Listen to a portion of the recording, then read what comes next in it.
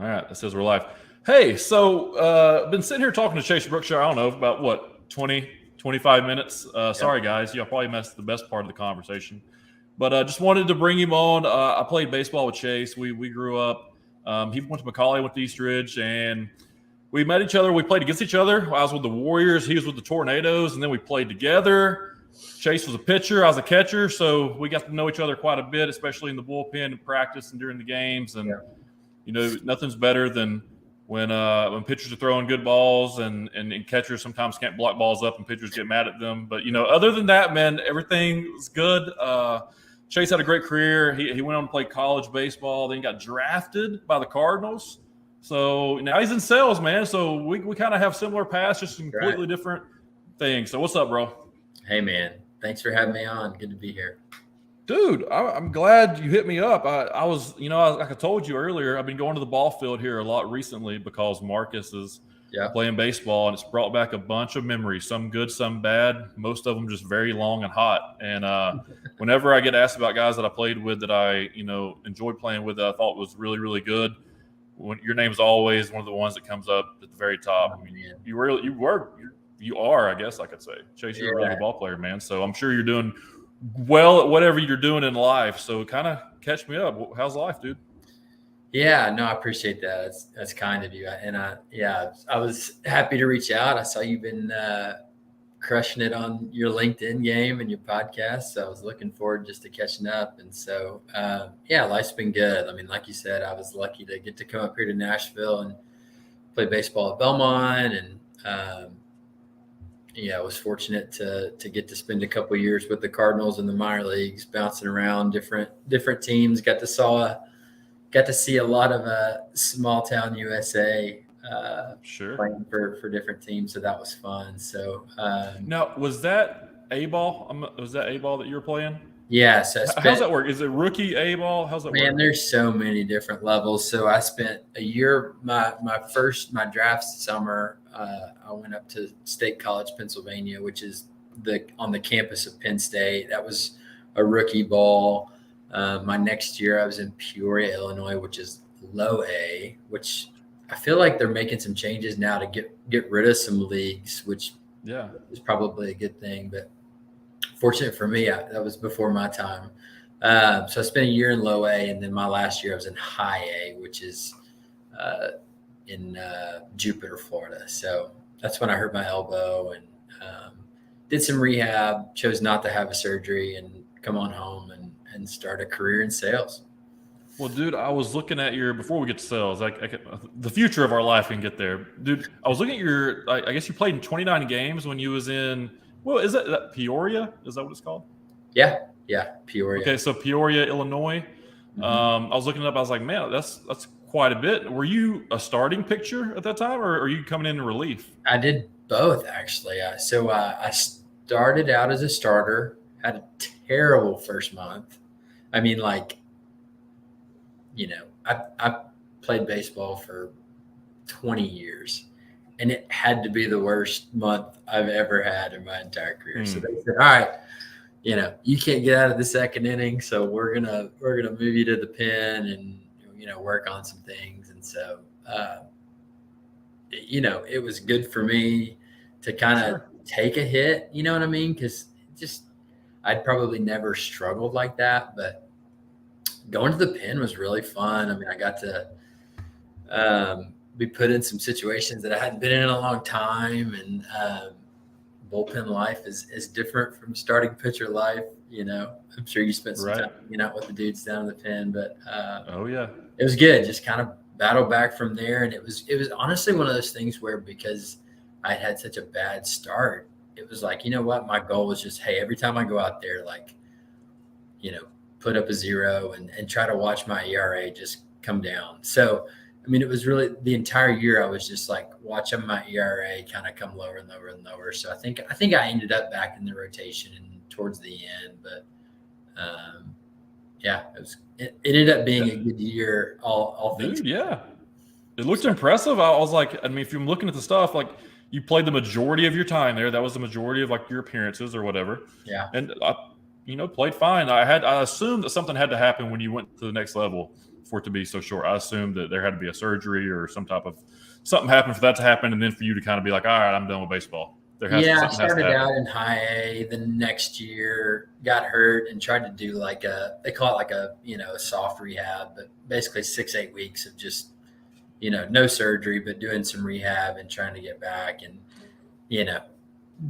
just didn't work and was still having pain. And so they said, all right, well, let's consider surgery. And I was just like, you know what, at that point, like I told you earlier, my heart just wasn't in it. And I think I was, I didn't want to have a surgery and not be fully committed to doing what it takes to get back. Cause that's, you've had your share of injuries, and that's tough, man. Not just physically, like mentally coming back from surgery is really tough. And I think people take that for granted. Yeah, it's rougher on you mentally than it is physically. Pain goes away, but remembering what happened to you, that can pop up whenever, especially in the moments where like, okay, now you're healed and you got to go do exactly what you were doing that got you hurt. And it's like, when's it going to happen? When's it going to You're just waiting on when it's going to happen again. So the irony there is I chose not to have surgery on my elbow. I, hung up the cleats, came back, and 6 months later was playing in a pickup basketball league and broke my ankle, fractured it, tore every ligament. So I ended up having surgery, just not the one that I thought I was going to have. Yeah, that's all. So I stay away. So I did, I got into logistics 2014. I was wrestling too. We talked about that, but I guess it was 2016. I finally joined a softball league, right? Mm-hmm. Go out there doing a softball league. I was like, this shouldn't be too hard. You just hit over the fence and you just got to walk to first base, right? Softball. It shouldn't be a problem. Well, then, I realized that my swing I needed to work on softball swing. Well, I hit one ball and, it goes like third base, whatever. So I'm like, I got to run this out. I haven't warmed up, haven't stretched. It's 2016. I haven't done anything. Take off running towards first base. I tweaked my right groin and my left hamstring. So I'm waddling like a turtle for the next 2 months around the office. I'm like, that's it. I'm done. No more recreational sports for me. I've had my fun. Right. I'll live in the past. That's right. I love it. Well, dude, tell me about sales. Jumping over into the provisions group, right? That's what it is. Yeah. So we're up here. Yeah, I'll give you the quick scoop. So we're up here in the Nashville area, actually in Franklin, Tennessee, which is just a suburb, just about 20, 30 minutes south of Nashville. But it is a company with roughly a 20-year history here in the area. Started out as a boutique, kind of from the ground up staffing firm. So, if you're familiar with that model, basically clients would hire us to go, recruit talent for their teams. And it was mostly, at the time, it was a strong healthcare IT kind of slant. Nashville's a big healthcare town, so it just, made sense to lead with that. If you fast forward 20 years later, we're a much different company. And so about 5, 6, 8 years ago, some of the leadership saw an opportunity to add an in-house consulting offering to what we were already doing on the staffing side. So, what was happening was, there was a kind of a middleman of companies that would go out and win projects, and they would come to us to help staff it. And so we were already providing the people for the projects that were won. So there was kind of a light bulb moment of, wait a second, what if we build this out ourselves? We've already got the network of people. So why don't we just go directly to these clients and, be able to do that? So I sit on the sales team. We still do the staffing. We've got a consulting team of, probably somewhere in the 50 to 100 people range now, which is crazy. I mean, it was a 10 to 15 person company for 10 to 15 years. And so now to see it grow with the addition of all these people. So I told you before, I feel like I'm just a professional meeting setter. So I use my, everything I learned in sports to just put in your work every day, set some activity and, metrics for yourself. Don't worry too much about the numbers kind of on the, the wins and the revenue, but let that just be a byproduct of putting in your work every day. Well, yeah, you were talking about your ERA. You keep watching your ERA. That can kind of get in your head too as well. Like, focusing on the end result instead of focusing on, each throw, or focusing on each batter or whatever it might be. Same thing in sales. If you just focus on like how much money you think you're going to make in sales, like you got to still do the actions to get there. You still got to practice. You still got to warm up. You still got to do your calls. Like, so now is a lot of your selling on the phone, cold calling, or is it email marketing, or is it like social selling? What do you do? Yeah, it's a combination of things. We've had a really strong presence just in the Middle Tennessee area for a long time. And so part of the sales strategy for a long time, really up until COVID, was very relational, very face-to-face. Let's sit down over coffee or lunch or happy hour and, really sell that way. We now, some of our biggest clients are in Texas, North Carolina, New York, right? So we're, it's kind of changed in that sense. But I'd say even with that, though, it's still pretty relational. So it's a lot of LinkedIn has been a great tool because it's almost like a more personal approach than email. Email is always going to be there, but we've got a marketing team that's doing a lot of like email campaign, drip campaign type stuff. For us as salespeople, though, it's probably more targeted towards, one-to-one selling. Referrals are huge. So just, it's a matter of casting a wide net. I'm not fishing with kind of one lure. I'm seeing what's out there and who's willing to talk. Yeah, you're throwing the whole tackle box in the ocean and saying, what I need to use to get you? Then let me know what I need to tie it up to. That's I'm right. with you, man. That's right. I tell my guys that all the time, man. Just like the more people you have coming in your pipeline, the more the top is. There's only gonna be a little bit come out, so you got to keep the top full and just keep going back to it. Yeah, you said this earlier, but it really is a numbers game, which is tough. I think in the long run, it tends to even out, but I find myself in a season now where I feel like I've almost similar to that first month in Peoria, kind of struggling a little bit, having some hearing no a lot. We're used to hearing no as salespeople, but, I think I've caught a little bit of a streak where, a couple in a row have just not gone our way. And so, even as we speak, I'm like having to remind myself, hey, stick to the process, do what you got to do on a daily basis, get extra diligent about tracking it and sticking to your plan. And, don't get so concerned with your ERA, so to speak, that you lose sight of what you got to do today. Yeah, no, that's true. And if you don't, like, the biggest thing for me, I always write my stuff down, like usually the night before, like what I like, at least 3 things I need to do tomorrow. Because if I don't, dude, I'll sit here on this computer and I'll just do, what I think is 30 different things. And at the end of the day, it's like, oh, so you didn't do anything today. You didn't do anything. You acted like you did things. Like, and you might have some spreadsheets or some documents or you sent some emails, but people know what the difference is, like giving their effort and working and doing the actions they should be doing in order to get the result they want, and then not. Like, everybody knows that. I think everybody goes through that. Yeah. I'm guilty of that too. It's just, but you can start right now. You can switch your mindset right now and then get going, Sure. Yeah. Hey, I saw you had, I meant to ask you this before. I forgot. I saw on your LinkedIn that you did some Sandler training. What was that? How was that? I've heard great things. I have a couple of coworkers who have done that. What was your experience? Yeah. So when I was at Lipsy Logistics, there towards the end, they wanted to invest in all the salespeople. That's when they were starting to get kind of focused on that. So we did Sandler training. We had these guys come in. The fact that their name is getting Dan Nosley was, the main guy, him and his wife, Lisa, I believe. And then Wade Rowan was like one of our trainers, ended up being our trainer, and he's like one of the top trainers in Chattanooga. Okay, Oh, so wow.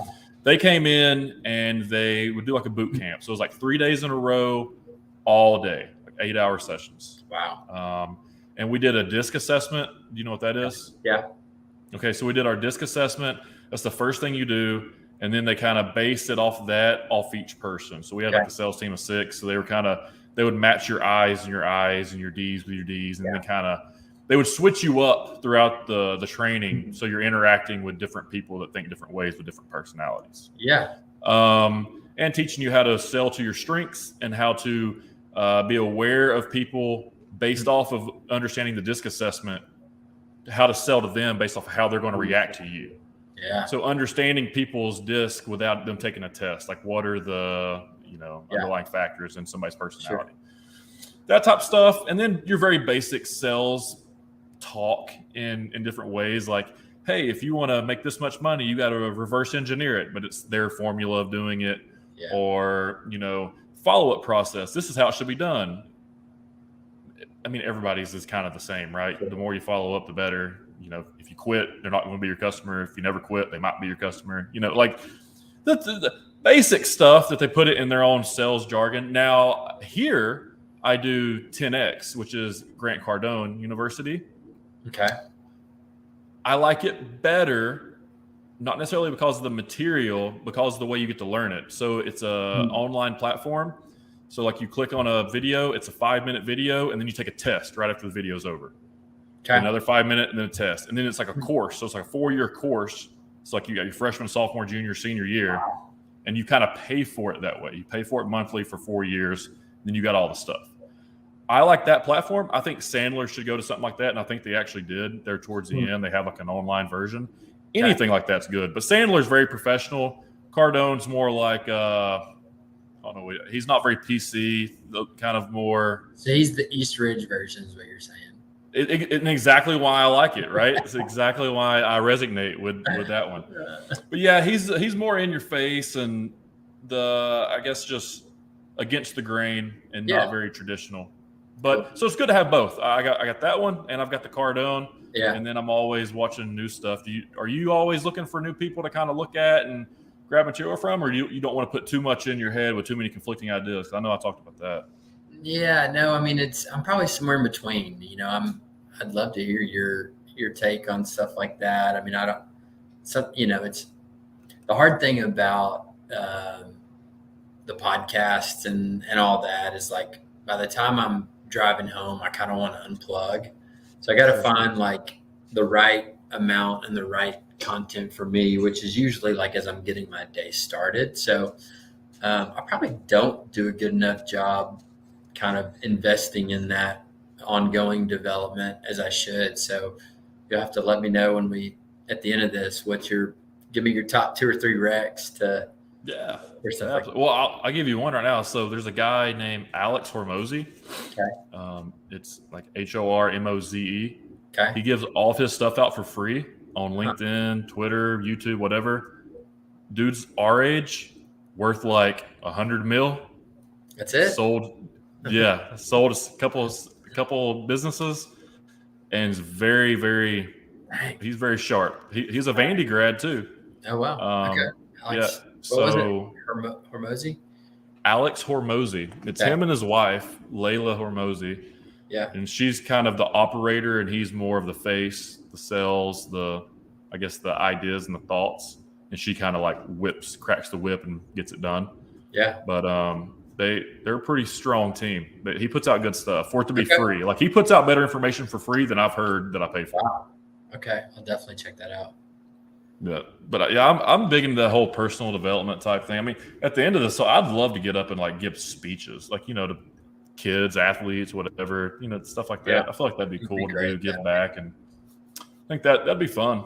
Yeah. Great. So, what's your day look like, man? Are you at home? At the home office? This is the home office. Yeah, like I said, I've got a decent amount of flexibility. It's kind of personal preference. I mean, we have some people that are almost strictly remote. For me, I need a good balance. So I'm probably at home 2 days a week and in the office 3 or vice versa, depending on the week. I need that kind of good balance of having some time here to really lock in, but I also need to be around people and Right. be social and go grab lunch and stuff like that. So, my day is a mixture of, so I wear a couple different hats in our role. I mean, we're not super, divided up in terms of, all right, you guys are hunters, you guys are farmers, account managers, right? Like we kind of play both roles in a sense. So for me, it's a combination of, I guess it's 3 things. It's prospecting for new business. It's, nurturing your opportunity pipe and trying to close new business.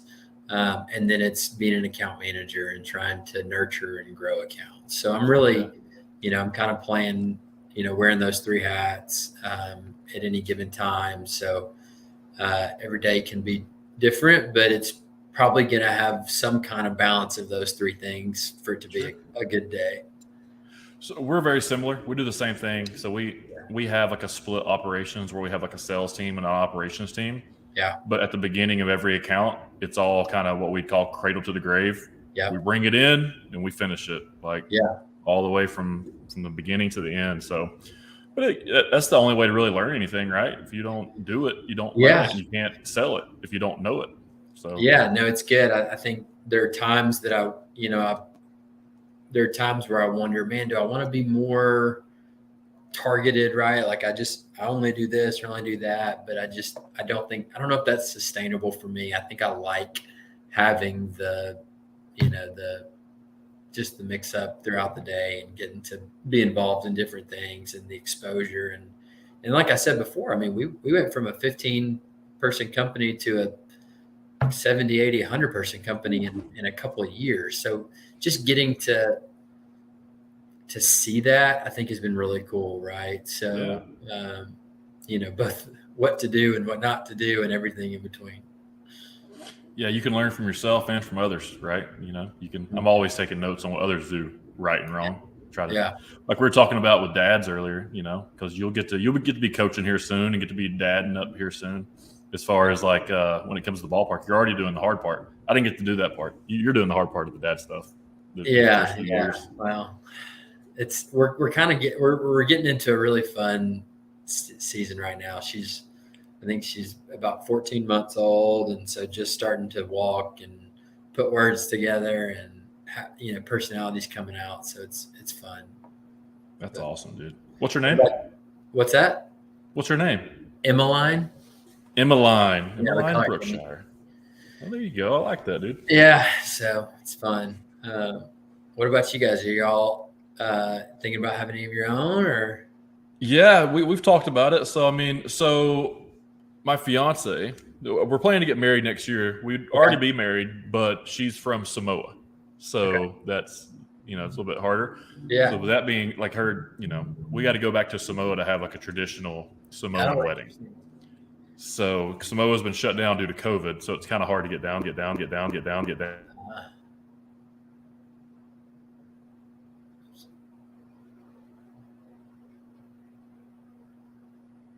I lost my own mic. My bad. That's all right. All right, cool. So, man, I think our plan is probably to have at least one together. And, she has Marcus, or we have Marcus, I guess you could say. So I wouldn't mind to have a girl. I think that'd be really cool to get that side out of me. I mean, I'm an emotional, sensitive guy anyway, so I might as well have a girl so I can just play it off of being a girl dad. Yeah, man, it's fun. Who knows what'll happen, right? But Lord willing, I'd love to have at least one of each. But we'll see. We'll see what's in the cards. Well, what else you got going on, man? What's the next few months and years hold for you? Where are you going? Good question, man. I've been with Provisions Group for over 6 years now, and I don't have any plans to leave. I'm happy. I'm enjoying what I'm doing and the culture that they've built and continue to build. And so I'm thankful there. I think we're not at that point of wanting number 2 yet, but I'm sure we'll start talking about it soon. So we'll, in the next couple of years, probably continue to add to the family. And so just, I don't know, man. I think, sales is competitive. And so that gets my, former athlete juices going. I try to play golf when I can. And so that's kind of fun. And dude, I am awful. I hate golf so much. It drives me crazy to know how I can hit a baseball and how I cannot hit a golf ball. That drives me insane. You don't have the build for a golfer, though. You could be like the Bryson of golfers. Just try to ball it. I can't. It drives me insane. I'm always like, I'm fired up. Let's go play some golf. I get there and I'm done within 3 holes. I'm like, this is stupid. I don't want to be here. I got to. You just stick to Top Golf. That's fun. Top Golf is cool. Eat and drink and just swing away and don't have to worry about your score. Yeah, that's fine. And I like to be on the golf course. It's always relaxing. And, I try to stay cool, calm, and collected, but it's hard to because, like you said, we're competitive. No matter what we do, we're going to be competitive. I know. It's usually something you I've can't reached shake. The point, though. I've reached the point where I'm more just competitive with myself. It's less about the other person or whatever, and it's more about I just I'm putting pressure on myself based on what I think I should do. So that's how I am in the gym now. I zero care now about what other people look like, see, or whatever. I do my thing. I don't care. Like, dude, why is this guy doing 15 pounds? Because I can. Okay, I've been doing this long enough. I can do 15 pounds if I want to now. All right, that's why. Oh man, that's fun. I'm turned into the old man at the gym already. That's probably what I get for working out the sports barn, considering it's just a bunch of old men. So I'm just kind of falling into my environment. Just playing racquetball with all the retirees. I can't do that, man. I'll get hurt. I told you I'll get hurt if I do recreational activity. I gotta just work out. Hey, dude, I always do this thing with everybody that comes on, so I want to get yours as well. A tip to somebody that was in your shoes coming out of baseball, jumping into sales. What type of tip would you give them jumping straight into it? Man, that's a great question. So somebody kind of like a what would I have told myself kind of thing? Yeah. What would you tell yourself jumping into sales day one? Oh, man.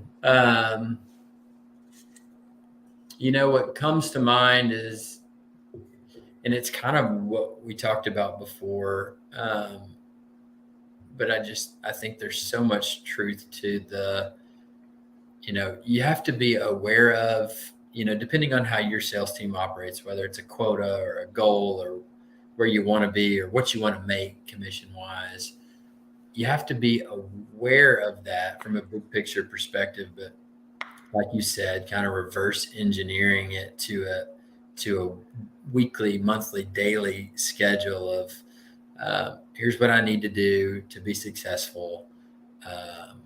Hold yourself to a high standard, but also have some accountability and have someone that's kind of maybe a little bit of a ways ahead of you that can speak into that, encourage you, show some tough love when you need it. Because I think if you just rely on self-discipline, you're gonna burn out, right? So you kind of got to have some people that are in the trenches with you that can pick you up when you need it, and do battle together. So no, absolutely. A team's a lot better than one person, that's for sure. And if you got people around you that are just as good as you or better, that's even better for you. That's right. Compete with each other, compete with yourself, and bring each other up. Yeah. Well, dude, we can't go 10 years without talking to each other again. No. That's on us. Next time it needs to be in person. Hey, if you're in chat or if I'm in Nashville, which we kind of we're coming up at the end of July. Let me know. So the last weekend of July, we're taking Marcus. He's a big wrestling fan. Surprise. Shocker. We're taking him to SummerSlam. They're doing it at Nissan Stadium over there with the Titans.